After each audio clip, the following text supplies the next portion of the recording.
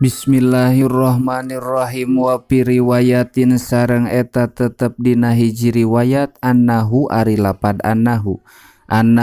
sanya kalakuan sareng tingkah eta nguridot diasongkeun alaihi ka Kangjeng Nabi naon al aniyatu wadah as salah satu anu tilu itu aniyah al mutaqaddimatu anu geus ti heula itu aniyah fa akhoda tuluy nyanda Kanjeng Nabi al-labana kana sai susu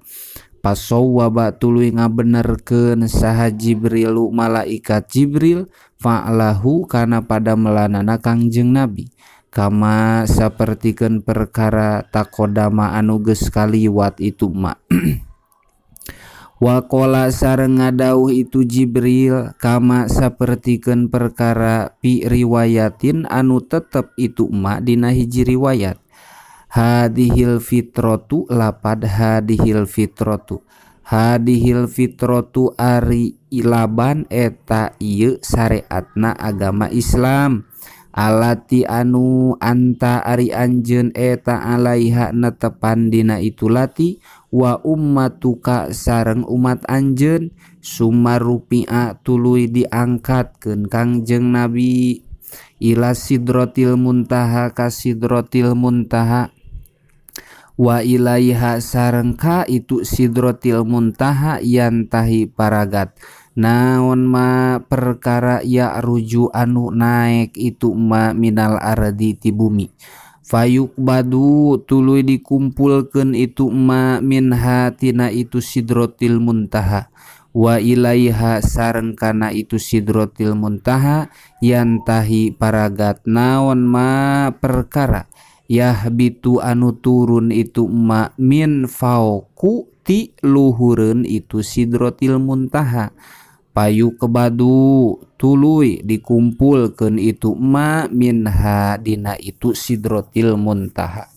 wa idan sareng dina nalika rufi'a hiya ari itu sidratil muntaha eta sajarotun tangkal kai yahruju anu kaluar min asliha tina jangkarna atanapi tina akarna itu sajaroh naon anharun pirang-pirang wahangan min main anu tetep tina cai gueri asinin anu terobah dina sipatanana itu main wa anharun sareng pirang-pirang wahangan min labanin anu tetep tina cai susu lam yatagoyar anu henteu barobah naon muhu rasana itu laban wa anharun sareng pirang-pirang wahangan min khomrin anu tetep tina arak ladatin anu ngeunah itu khomar lisyaribina pikeun jalma anu nginum kabeh wa anharun sareng pirang-pirang wahangan min asalin anu tetep tina madu musoffa anu dibersihkeun itu asal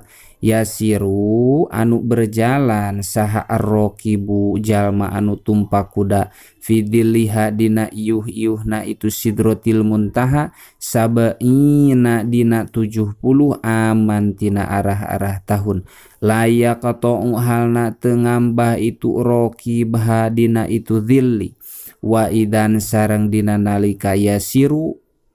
nabakuha ari buahna itu sidratil muntaha eta mislu kula li hajarin sapertikeun kendi anu aya di nagara Hajar wa idan sareng dina nalika yasiru